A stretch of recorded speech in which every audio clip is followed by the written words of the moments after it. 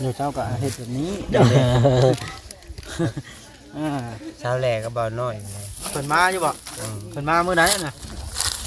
เป็นเล่าอยู่มือเพิ่นไปแล้วมันมาบอก โอ้ว่านี่เพิ่นก็ไป มานี่นะ เนาะ ๆ เพิ่นไปเยี่ยม ไปไวมาไวนะ เพิ่นไปกับอันน้องอาเบยเด้น้องอาเบยมาอยู่ในนี่เจ้าฮู้จักอยู่บ่ อยู่ใช่ อยู่ในเฮือนปาวรนี่ อืม บ่ฮู้เลยบ่ทัน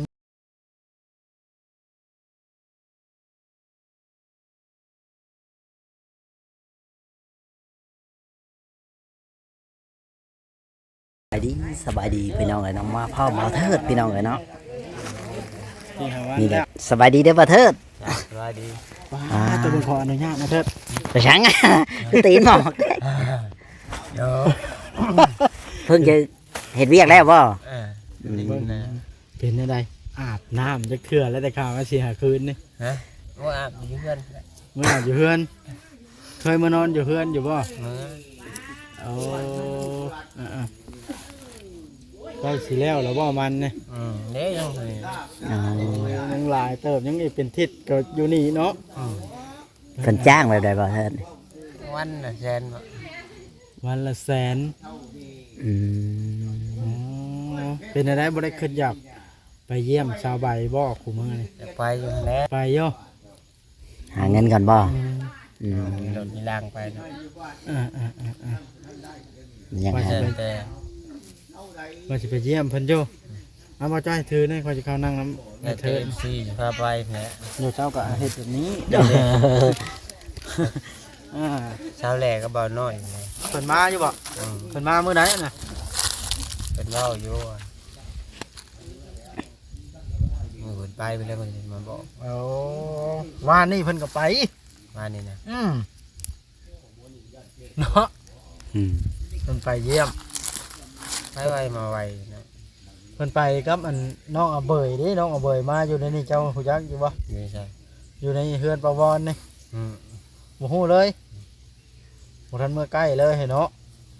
แล้วนะเมื่อเจ้าก็บ่ไปวนเนาะอืมเจ้าล่ะนอนอยู่พี่ประจำ นอนอยู่ที่เลย ไปมาๆนะเนาะ แล้วก็เมื่อ โอ้พ่อง่ายๆจะหาเงินเลี้ยงชีพเนาะใครว่าอยู่ละอ๋อต่อเถิดนี่อยากนักแน่ละเด้อพี่น้องบ่อาบน้ำจะเชื่อตามที่คอยเบิ่ง สุกตามเก่านี่ เสื้อก็ขาดเชื่อจะไปคอยเออกมาพุ่นมาตัวนี้โดยมาอยู่บ่อนเจ้าเคยอยู่ตั้งแต่เขาเป็นวัยรุ่นพุ่นมานี่เนาะเลยแล้วฮู้จักว่าพอตู้ห้วยนี่อยู่ในนี้ฮู้จักกับเพิ่นอยู่ จะตัด ตูตันเคยแวะลิ้นน้ำเพิ่นอยู่ปะเพิ่นก็มาอยู่เนาะ ที่เจ้ามาหาเราบอก แม่นมาหาพอตูตันนัดชาวบ้านว่าเจ้าก็อยู่นี่ก็เลยแวะมาเยี่ยมเจ้าเลย เนาะว่าจอยโดยจักจิวันใดละเรื่องเมื่ออยู่เพื่อนกับคนแนวอันเมื่อมันอยู่ผู้เดียวเคยเนาะใครสิเบื่อเนาะ เมื่อย ทำงานดีกว่า แล้วเมื่อเกือบปลาอยู่ยังเขาก็เมื่อยอยู่ น้ำบกเบิดแล้วบ่ ยัง ข้อยก็บ่ได้ข่าวจอบเบิ่งเลยได้ข่าวว่าเจ้าบ่อยู่แล้วบ่ได้ข่าวจอบเนาะบ่จอย ประจำเลยมันเหมือนแขน ให้ชิวอยู่ อยู่ผู้เดียวเนาะเหงาหาอยู่หากินก่อนหาเงินหาค มาก่อนมันนี่แบบว่ากินอยู่น้ำเพิ่นบ่แบบว่าเงินเพิ่นก็จ่ายอีกมื้อละแสน ท่านได้ให้แล้วท่านได้แล้ว แบบว่า ำขายมัน ป้าแต่วันละแสนก่อนมันเฮ็ดหนักได้ก่อนมันเนาะ โอ้ยมือจะโพง มือจะทองแบบว่าต้องได้ใช้แห้งอีก ทั้งกลทั้งปั่นบ่อ๋อ เดี๋ยวหลายวันเพิ่นเฮ็ดบอกเฮ็ดหยังเฮาก็เฮ็ดแล้วเนาะ ทั้งปั่นทั้งตากเก็บ มันแห้ง แสนคำบ่เฮ็ดผัดบ่มีแนวเฮ็ดเนาะ คือว่าขยันบ่เลือกงานอหลีเพิ่นนี่เนาะดาราเทิดไม่หมดแล้วเนาะไอ้เทิดแขวนยังนี่เพิ่นกูมือนี่ได้เพิ่งผ้าชายชินชายอันนั้นล่ะบ่ได้นี่หรือว่าใดอันน่ะ เขียนค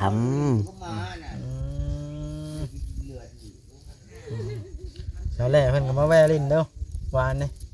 บ้านนี่บ่ มื้อใดบ่แม่นเนาะ ใช้มือเนาะ ำหลายมือแล้ว โดยเจ้าชื่อว่าชุดยอดแห่งผู้นี้เนาะชุดยอดของความรู้นี่นะ ลูกมันขยัน เอาก็บ่มีแนวเฮ็ดเนาะฉันอยู่ก็อยู่ซื่อแม่ แม่นพอได้กินพอได้ใช้เนาะดีกว่าเฮาบ่เห็นหยังเลยอยู่ซื่อๆห่วยบ่ได้กินเลย ถ้าชามมันเมียออกมาเนาะเมียเจ้าความตุ้ยเดี๋ยวนี้คอยเบิ่งในรูปครับ เจ้าออกมาจักสิจื้อหรือว่าเต็มเบ่งหน้านี่เนาะ ไปในรูปบ่น้อยไปถ่ายลงว่าเดี๋ยวเอาว่ะ อยู่ในหั่นเลย มัน จักจีวจักเดือนเลย ครบกำหนดมาแล้วเท่าไรเขาบอกว่าเท่าไรล่ะ แล้วแต่แล้วบาดนี้ แล้วแต่ ผู้ใหญ่เพิ่นเนาะเพราะว่าเฮากับเมื่อยเว้าให้เอาออกแล้วติ บ่ออกก็แล้วแต่เพิ่นว่าคันเอาออกมามันก็ย่านมันบ่เช้าคือเพิ่นเว้าแล้วเนาะ อืมทางเบิ้งไปแล้วถึงกำหนดมันอะไร แน่ๆ นอดกำหนดที่เขาเอาอะ 6 เดือนบ่ มันก็ได้เดือนปลายแล้วเธอแล้วก็เหงา ยังอีกโอ้หลายเดือนเติมได้เลย เอาคุณแลเฮาดำน้ามันเลยเกือบมันแล้ว ดำนา ประมาณ เอาหยอกกว่าแล้วเนาะเกี่ยวเข่าพุ่นแล้วเนาะเกี่ยว เกือบ เข่าอีก เกือบฮอดได้ อ่า แต่ว่าบ่ฮอดดอก นี่ แต่ว่า นี่ เกือบ เดือนนี้1 เดือนแล้วเนาะ อืม 2 เดือนเดือน 3 เดือน 4 เดือน 5 เดือน 6 พอดี6 เดือนดำนะ ดำเดือน 7พอดีดำนาปั๊บเนาะ ดำนา เดือน เท่า 7 ยังอีกเฮิงเติมเนาะแล้วอดเอาคือฮอดก็ได้มีแต่ว่าอดบ่ได้อีหลีเฮาก็ไปเยี่ยมเอาเนาะ ยามมันดอกคะแนนว่ามันดีมันเช่าเนาะ อืม อืม ออกมา คันดีเพิ่นเช้าก็ดีได้เนาะอยู่นํกัน เจ้าก็ได้เมียงามเด้อบัด แล้ นี้ วมันบ่เฮ็ดอีกเก่าฮะ เมียก็สิตุ้ยขาวโอ้ยเธอสิบ่นี่จะขังแล้วบัดนี้ เนาะบ่าวจ้อย อืม เราก็อยู่หั่นเราก็บ่แม่นว่าไปลิ้นผู้บ่าวสาวแพรวเนาะมีแต่หมู่ผู้หญิงแต่มึงว่าที่ลาก็ได้ผู้หญิงก็มีผู้ชายก็มีครับ อยู่ในหันนะ แต่ว่าคนละห้องกันไปอยู่ เออว่าเพิ่นอยู่ในศูนย์บำบัดแต่ว่ามันเพิ่นก็บ่ได้เอารวมกันเนาะไอ้เถอะว่าเพิ่นปล่อยออกมารวมเท่าแต่เวลาคนไปเยี่ยมซื่อๆ ญาติมาเยี่ยม อืม อืม มีแต่ว่ามีโอกาสเฮาแต่งตัวดีๆก็ไปเยี่ยมเท่านั้นล่ะ หาเงินหาคำได้คน ไป ไหน เลยเขาก็ได้เหมือนกันถ้าได้เงินนะครับ อยากไปเยี่ยม มันยืมรถก็เจ้ากะไม่ได้เนาะเอา คือว่าล่ะเนาะ เอาได้เงินได้คำก่อนพอได้ซื้อไก่ซื้อกาไปฝาก มะขาม ซื้อของอยู่ของกินนั่นแหละมีเงินมีคำจักเล็กจักน้อยอะนะพอได้ชื่อว่าอย่างนั้นเสีย อ่า เดียมจัก10 นาที20 นาทีก็ว่าไป ครับไอ้เทิดนี่เนาะ โอ้แดงเพิ่น แถวนี้เราฮู้จักหมดนะ เล่าจากเปิดบ้านนะ แวว่าฮู้จักหมดบอกเจ้าเคยอยู่แต่น้อยบ่เลยว่าเนี่ย เนาะมันอยู่เป็น แต่ แต่เป็นผู้บ่าวแล้วฮู้จักแบบมาลินแบบนี้เนาะฮู้จักหมู่ฮู้จักพวกเขาฮู้จักแบบ เจ้าก็มีญาติพี่น้องอยู่พี่บ่เมื่อก่อนหรือว่ามีเฉพาะนักหลานยังฮู้จัก ไอ้เทิดนี่เราไปอยู่ชัยก็อยู่ได้ได้ ได้คนง่ายๆแบบบ่ผิดบ่เลวแพ้นะ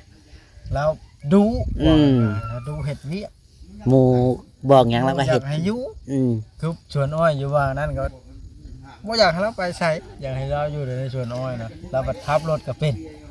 เอ้าเราเฮ็ดเป็นทุกอย่าง ขับรถพอดดุดตอนนั้นก็แม่นได้เงินเป็นตื้อนะมาบ่อยเทิดเล็กๆน้อยๆนี่วะ พอได้ซื้อกิน หาเงินซื้อกินก็พอได้กินนี่แหละเนาะไอ้เทิด มันบ่พอได้เก็บเนาะ หลายคนน่ะหลีเนาะไอ้เทิดเพิ่นออกมากลมันแล้วล่ะเพิ่นเมื่อบ่คำละเรือได้เจ้าเอาคนงานเลยเนาะเฮาเข้ามาตอนนั้นเที่ยงอันนี้ยังบ่ทันตั้งเสาเนาะ แม่นว่า เราจอย ข่อยบ่ได้เคยมาจัก ต เทื่ อ อน แล้ว ตอนไอ้เทิดอันบ่มีบอลอยู่ตอนตามหาไอ้เทิดตอนนั้นสิชื่อดินให้นั่นเด้ จักแล้วข่อยบ่ได้มาจักเทื่อเด้ แม่นบ่ เออ เที่ยแล้วนี่ยังบ่ทันตั้งเสานํเข้ามานะ ข่อยบ่ได้มาจัก เจ้ากำลังมาถึงนี้มาถึง บ้านใหม่ เถียง จักนาทีแล้วบ่จอย สิบ 10นาที อืม อ๋ออีกน้อยหนึงก่อนจังสิให้ไอ้เทิดไปพักผ่อนเพื่อเพิ่นสิเห็นตัว FC ก็ได้น้อยเทิด มันจะมายามเพิ่น ล เนาะ งกวนมันอีกบ่นี่จังโมงลงนี่ จะเล่นแต่เจ้าพาลงไว้ก็ลงไว้ โอ้เจ้าของสวนเพิ่นพาลงแล้วลง หมูเห็ดในนอกเฮาก่อน เพิ่นนับมื้อน้อยมื้อละแสนสมมุติ5มื้อก็ได้5แสน6มื้อได้6แสน อืม 7มื้อได้ 1,000 บาท เท่ากับเดือนละ 4,000 บาทเนาะ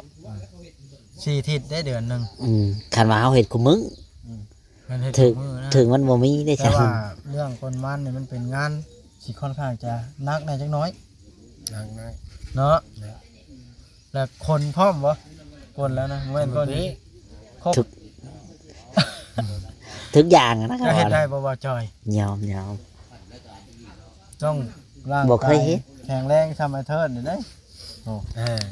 น้ำพร้อมที่ทงนะ ข้าว เฮ้ย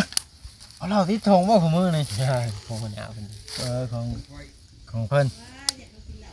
บ่แม่นแล้วจ้าว่าบ่เติมกินเหล้าอีกคนพากคนน้อย เจ้าภาพไอ้เทิดถือเจ้าบ่มีทงแล้ว คนพาก อืม เราไอ้เทิดกินแล้วแต่เก่าเขาบ่เคยกินนะว่ะ คนพากแล้วใบ อืม จังบ่เติมบ่สิกินเหล้าน่ะรู้กันเราสิไปแบบเอาไปหน้าหันรถ เมียงกล้องมึงแล้วเนี่ยบ่จ้อยเจ้าของเราอ่ะเนาะ เจ้าของ เป็นถือให้เพิ่นเนี่ย อืม ทำกินอย่าง หลายคนเนาะอยู่นี่ก็ได้บ่ได้แบบว่าอยู่เป็นส่วนตัวเนาะมาเฮ็ดงานเลยเนาะอันอยากชวนชัวกันเนาะอยู่เฮือนแล้วติ เหตุการณ์เหตุงานก็แบบนี้ สบายนั่นก็ให้ไอ้เถิดอ้าวไอ้น้อยไปเยี่ยมวานนี่แล้ว ให้ว่าได้ถามหาเจ้าแล้วใช้ไอ้เถิดใช้ไอ้เถิดบ่ได้มาเพิ่นไอ้น้อยพาอาเบยไปเด้อาเบยมาอยู่นี่ก็เลยพาไป เยี่ยมเอื้อยเลยเอื้อยแล้ววะเนาะ เอ้ยแล้วเนาะกันอาเบยสิมาอยู่นํเจ้าได้สิให้อยู่บ่ ก็แล้วแต่เขา แล้วแต่เขาเนาะอันนี้ก็บ่แม่นถามหาดราม่าพี่น้องถามหยอกไอ้เถิดซื่อๆ เราบ่ได้คัดของ อืม นี่แหละไอ้เธอนี่แล้วใจดีเนาะขนาดว่าเนาะมาอยู่แต่ว่าไม่ได้คัดของ จะจริงเขาก็บ่มาหรอกเนาะ แต่จริงเขากับมีเฮือนมีชานแล้วเขาบ่มา แต่ถามเราชื่อ อืม เรามาเยี่ยมลุงเยี่ยมเอื้อยมัน อืม ไปเยี่ยม แม่นี่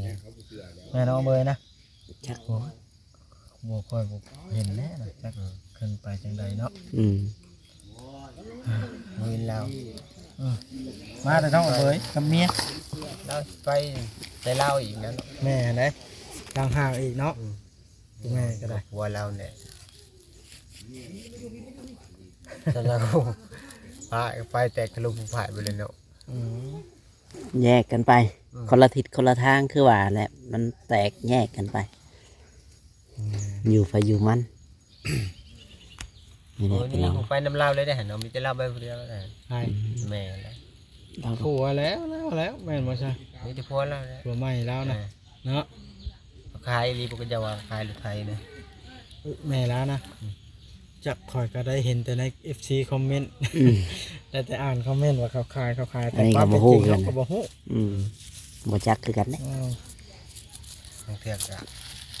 คอนเทนต์เนาะ มันคือข่าวลือกับนี่นะเพราะว่ามันไปสิฮู้น้ำเขาเฮาบ่ได้ติดตาม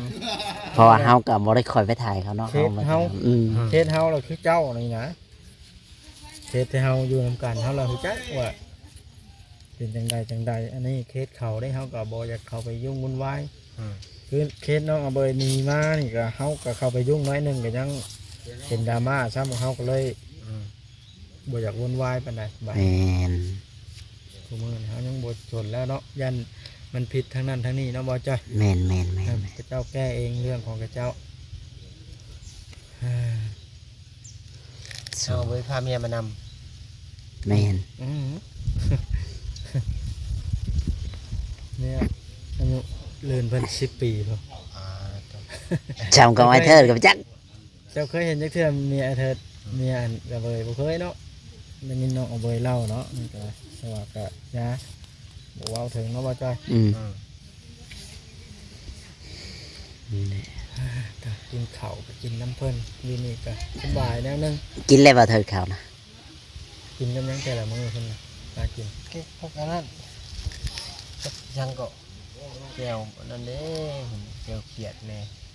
กินไปเนาะเพิ่นพากินหยังก็กิน เจียวเขียดเจียว แกงหน่อไม้เป็นแค่ก็ได้ เจียวกบเจียวน้ำไม้ชดบ่หรือว่าน้ำไม้ถุง ไม่ถูก อืมยังว่าแถวนี้บ่มีบ่แถวอ่ะแถวห้วยแถวหอ ไม่ ง ไม่ บ่ได้กินเพิ่นไปเนาะ ยันว่า นี่หน่อไม้เลี้ยงนอก ยันว่ามันออกไปว่าเอามันชุ่มหมดนะมันอยู่หัวอยู่หอง มันหัวน้อยอีหลีนี่เนาะบ่ไดน้อย น้อยกว่า ปกติมันสิผ่านบางใหญ่เนาะบ่จ้อย สองมือก็เอาออกแล้วเก็บ มื้ นะ อเดียว แกงไงบ้างเนี่ย ยัง มื้ออื่นก็เก็บได้แล้วก็แรง จักแล้วจะเอาแหงใช่ไหมฉัน มันจะไม่ต้องหัวมาเอาไปได้ อ๋ออันนี้ก็ใกล้แล้ว ฉันเด็กเขาชิกู้มานี่เลยวะนี่ อ๋อ มันจังได้น้ำหนักดีบ่ โอ้ มันบ่แห้งครับบ่ได้ จูแล้วก็ตากไม้ เอาตัวหนักมาพันอีกยัง พันบ่หรือว่าเอาเครื่อง เหลืองแล้ว เดี๋ยวว่าพันห่วย เอาไปได้ขึ้นมาจาก เพื่อสิแล้วนี่ก็บ่ได้หน่อยเด้ เจ้าก็บ่ได้มื้อเยี่ยมทั้งเฮือนแม่จักเทื่อบ่ไอ้เถิดดูมื้อนี่อยู่แต่พี่มีเฮือนตัวเองแล้วเนาะไปๆมาๆในเฮือนนี่แหละ อืมเมื่อจับเบิ้งยันว่าเครื่องของหาย